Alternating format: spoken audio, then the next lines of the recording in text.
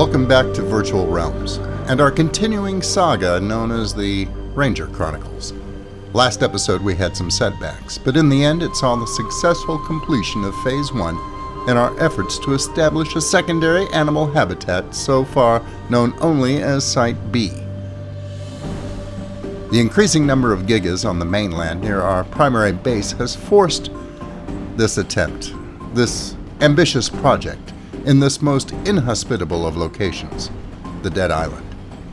Phase 1 consisted of establishing a fortified compound on a relatively defensible corner of the island, and with that done, it's now time for Phase 2 to begin.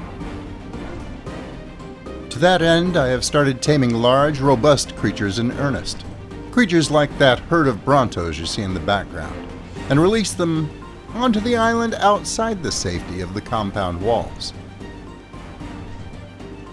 While my animal companions inside the compound are well able to deal with any threats that make it over to the formidable defensive walls, I was at this point not willing to risk them on the main island itself in anything other than closely supervised expeditions. Before I committed them to anything further, I wanted to run a few tests first.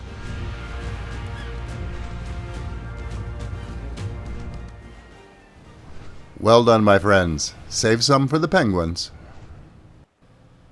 In addition to the Brontosaurus herd that I brought over, I also brought over some Ankylosaurus, some Dimetrodons, and even some Doedicurus, which are surprisingly resilient and effective survivors. I felt that this unique mix of creatures would give me an excellent test bed to see if long-term survival outside the compound walls might be feasible.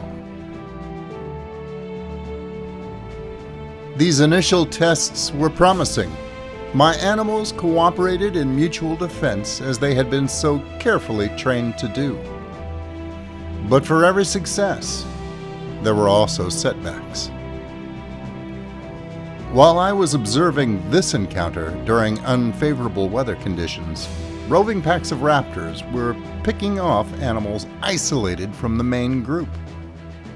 Dimetrodons in particular were vulnerable. Often tamed Dimetrodons will patrol just offshore, which on this island is just close enough to still be attacked by land-based creatures. And it also makes them vulnerable to megalodon attacks from deeper waters. While this wasn't wholly unexpected, it was a problem that I was going to have to overcome if Phase 2 was going to be able to proceed, and if this site was going to ultimately be successful.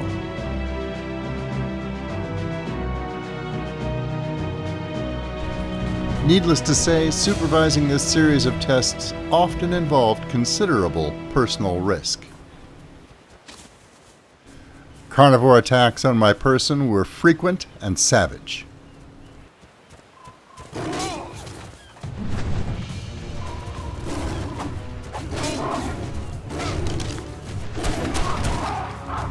Fortunately, Lockheed and my other animal companions raced to my defense on these occasions. Some obviously faster than others.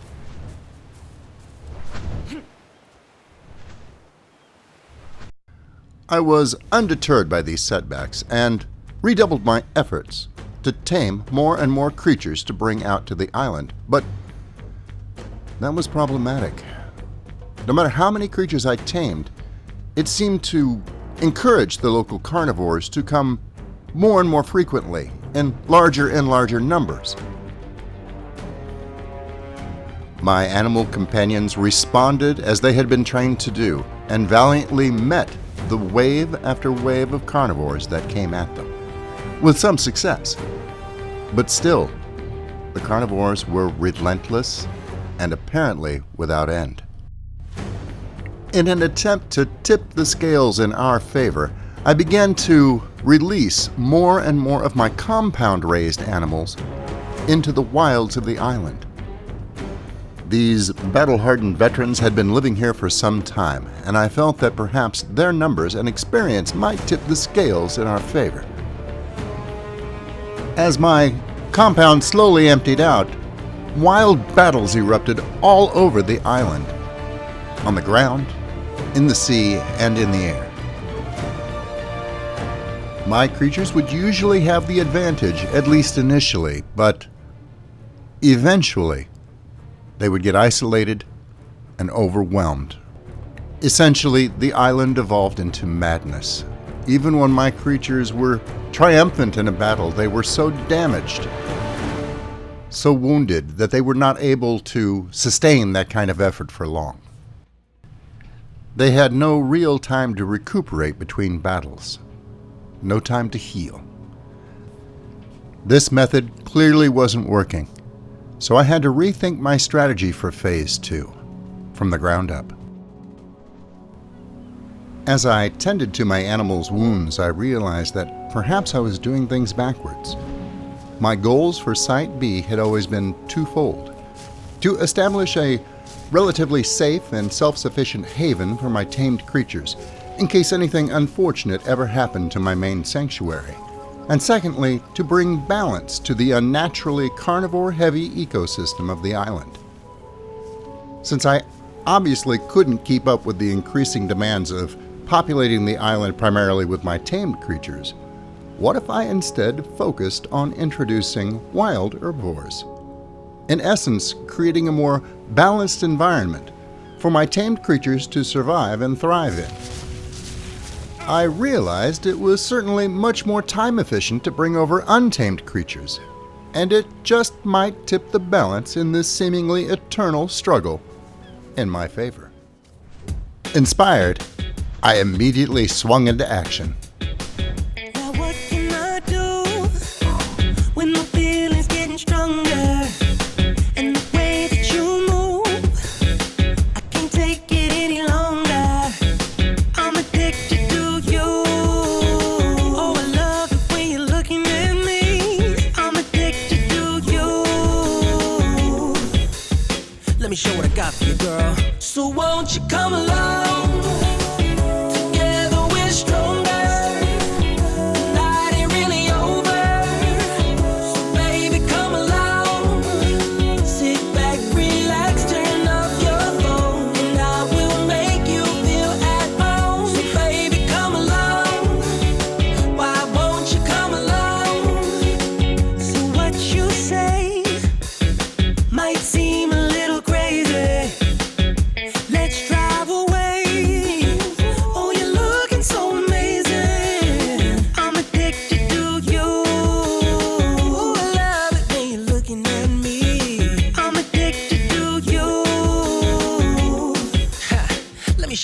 For you, girl. So won't you come along? Together we're stronger. The night ain't really over. So baby, come along. Sit back, relax, turn off your phone, and I will make you feel at home. So baby, come along. Why won't you come along? My plan quickly bore fruit, and soon wild animals began making their way out to the island in droves. I carefully positioned tamed guardian turtles at the main crossings from the mainland to ensure they were able to navigate the megalodon-infested waters safely. Finally, Phase 2 was able to begin in earnest. The walls of the compound were torn down, no longer necessary to keep my animals safe. The sheer volume of wild herds was sufficient to ensure that my animals could endure the increasingly less frequent carnivore attacks without difficulty. Those attacks did still happen, but the wild herbivores were able to deal with them effectively in most cases without my creatures' assistance. Ever so slowly, balance was restored to the dead island habitat. My plan for Site B proceeded by leaps and bounds, exceeding my wildest expectations. I was even able to bring tamed quetzals to the island and let them roam freely. At first I was nervous about this, as even tamed quetzals, left to their own devices, can easily wander away if startled. However, to my surprise, the quetzals quickly adopted the island as their home and established a nesting area. So strong were their ties to this island that, unlike their wild brethren, even if forced into the air, they always turned back at the edges of the island, eventually to land safely within its now peaceful borders. It's hard to imagine a more profound testament to the success of Site B. I was finally able to allow myself time to take a break from my labors and simply relax and enjoy the sights and sounds here on the island that I have come to rename Paradise Island. This is how the island looks now from the sky. Peaceful herds of Triceratops and Stegosaurus roam freely, as well as a wide variety of other more exotic creatures. Some creatures not even commonly found on the mainland. Pteranodons and dimorphodons frequently fly back and forth now between the mainland and the island, no longer under threat whenever they arrive here. And the previously mentioned quetzals are a welcome sight in the skies overhead. A fitting testament to the peace and tranquility that can be found here, that puts even Herbivore Island far to the south to shame. On the two ancillary islands that can be found here, the small group of Kiruku that I brought with me have now gone native, and I've allowed this to happen. They are now reproducing in droves, with young swimming the shallow waters freely around the island. Groups of wild parasaurs seem to find them particularly hospitable as well. I think I'll revise my plans to put observation bases on those islands, and will instead place them on these cliffs that overlook them, so as not to disturb the newly established Kiruku rookeries. There is something particularly heartwarming about seeing Kiruku younglings waddling around an area that was so very recently a spawning ground for carnos, raptors, and scorpions. And I can be secure in the knowledge that if one of these creatures does attempt to hunt here again, it will be swiftly dealt with by my guardian turtles. Instead of this being a land of constant turmoil and violence, it has been transformed into an island of peace and tranquility. A place where I can bring Joey Wheeler here out for a leisurely ride, perhaps to find him a mate. If we do, I think I'll name her Brooklyn Rage. You'd like that, wouldn't you, Joey? Yeah, I thought you would. So that's it for now. Site B is a complete success here on Paradise Island, and Joey and I are off for some much-needed R&R. Until I see you again, good hunting.